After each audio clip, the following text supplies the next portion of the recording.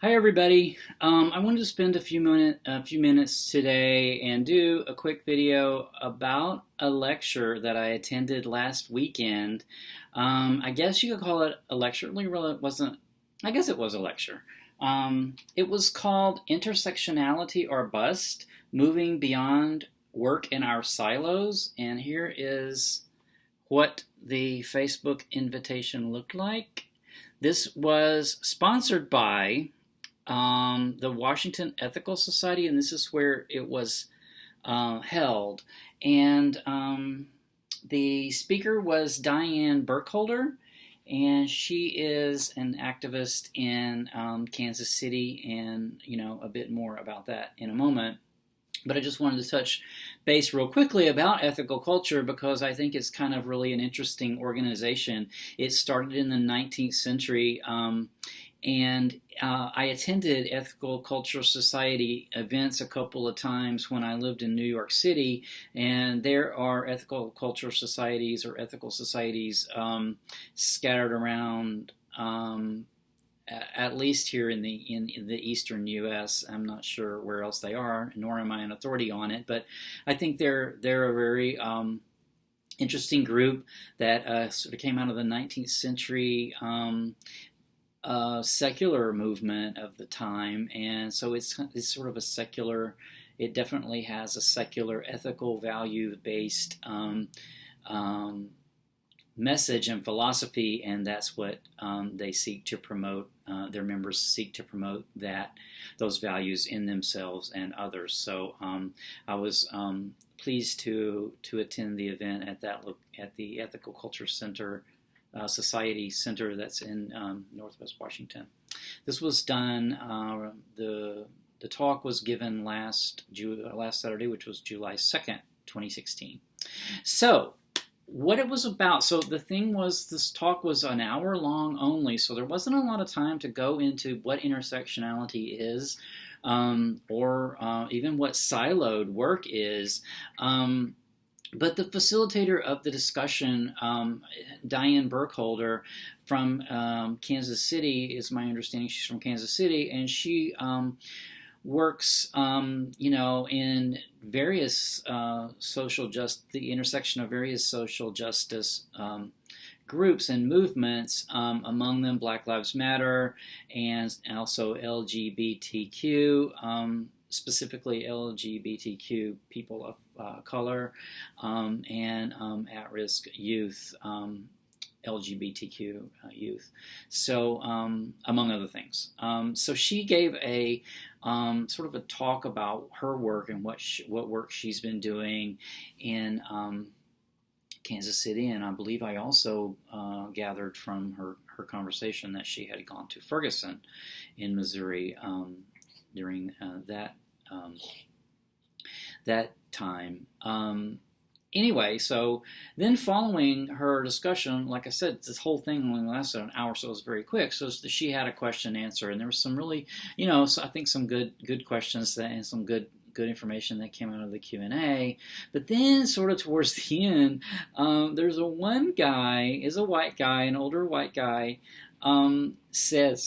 asks the question, the question that we hear a lot, and that is, I think there's a lot of people who have this kind of question, or why can't we all just be human, and think of ourselves as humans rather than Black Lives Matter or LGBT with all these other identities, and that sort of 1 hour presentation with this really quick 20-minute Q&A, it really didn't.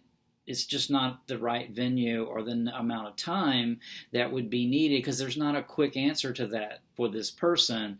And, I think some members of the audience and maybe even the speaker seem to sort of get defensive. And so I felt like that the conversation that went on between this man that had the question and the audience, members of the audience, was not probably that valuable, because it seems like it just went, each side went into their defense mode, and that's as far as the communication went. Although I did see as I was leaving that the conversation was continuing with him by some members of the audience. So I hope that went well. I did not join that nor hear any of that, so I can't speak to that. But what I was struck with after the talk, when I first left the talk, I thought, okay, well, that was okay. One thing it did was sort of re-energize me in these areas where before I had sort of been feeling exhausted and defeated after some of the recent events that we had here in the U.S., specifically the Pulse nightclub shooting in Orlando. But so that I took that away right away. But then as I actually mulled over it and actually thought about it some more, another thing, another sort of connection came to me really strongly, and that was, of all things, the Aya Sofia.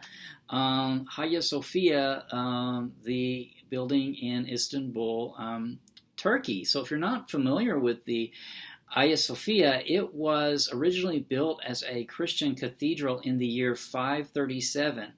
Yes, 537. So it's quite old. And then it spent like over 900 years as a Christian cathedral, and then it spent almost 600 years as a mosque. And then since 1935, it has been a museum. So I actually had the great opportunity to visit there in December 2014. This is our book. Luciano made a little travel book. So here is a photo of the Aya Sofia, and that is how it's spelled up in the upper corner there. This is a photograph of it at night. And here is a photograph of the interior, which you won't be able to tell a lot about from this book. But if you're not familiar with this building, this structure, the Aya Sofia, and its history, I strongly encourage you to look it up online. There's lots of great pictures and better than that, and lots of views from it, the outside and the inside. But one thing that I want to go back to is its age and its identities that it's had. So let's say that it was built in 537, and it was a Christian cathedral. It was the largest Christian cathedral for almost 1,000 years. So it was a Christian cathedral till the year of that the Muslims, the Ottoman Empire, began there, which took over Constantinople at the time and later became Istanbul in 1453. So if we take that 900-year span and we go back in time 900 years and say, okay, if the building's 900 years old for us today in 2016, when was it built? That year would be 1116. So since 1116, by our perspective, if you can think back to how long ago 1116 was to you, that's how long the Aya Sofia was a Christian church. Then 600 years it spent as a mosque. So 600 years from the past, I did a little calculation, is 1416. So if you think back in time, what 1416 means to you as far as back in time for you, that's how long it was a mosque. And then, since 1935, it's been a museum. So it's been a museum for 80 years. 80 years. So 80 years to a person living today seems like a really long time, but in the view of the Aya Sofia, it's a blink of its eye because it's been alive. It's been standing in that spot, in that form for that long, since the year 537. So it's been there a long time, but it has these different identities. It has the Christian identity that it had for 900 years. It has a Muslim identity, which it had for 600 years, and now it's a World Heritage Site. So it's a World Heritage Site, and a World Heritage Site means it belongs to humanity. So it's a human building. So I think this is really telling. So a person who is Christian, like when I went to college and I took Western Heritage, I learned about this structure because it's very important architecturally, and I won't go into that so much, but it changed architecture forever and still influences architecture to this day. But it... when I studied it only as a Christian structure. We didn't study it past 1453. I didn't incorporate that into my experience in my Western Heritage class that I had, because we were really only concerned, with the Christian era.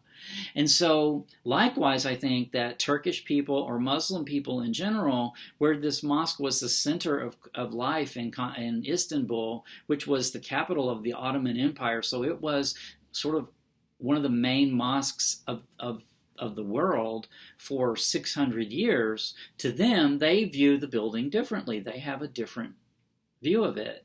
And then to someone who maybe in China, who comes outside of either one of these traditions, they see it only as a human. They see it as a human building. They see it as a human heritage building.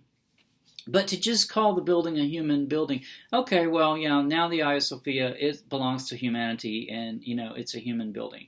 That negates its other identities. So yes, people, LGBTQ people, are human, but they also have another very important identity. That's a very important identity to them.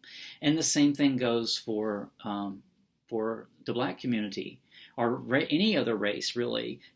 Our identities are part of who we are. The identity of what makes the Aya Sofia a human heritage site is because of its identities.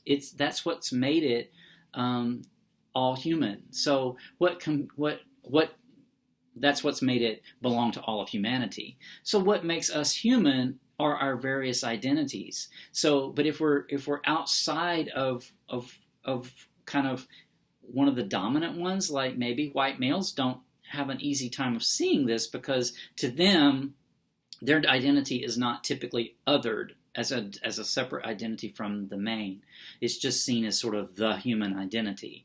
And, that's just sort of the psychology of that, I think. But I thought that it was very interesting, an interesting analogy to relate human identities to the identity of this building. And I hope that, this is the way my mind works sometimes. So after this talk, as I'm processing everything that was said, I thought, the Aya Sofia, multiple identities, yet it's a human heritage site.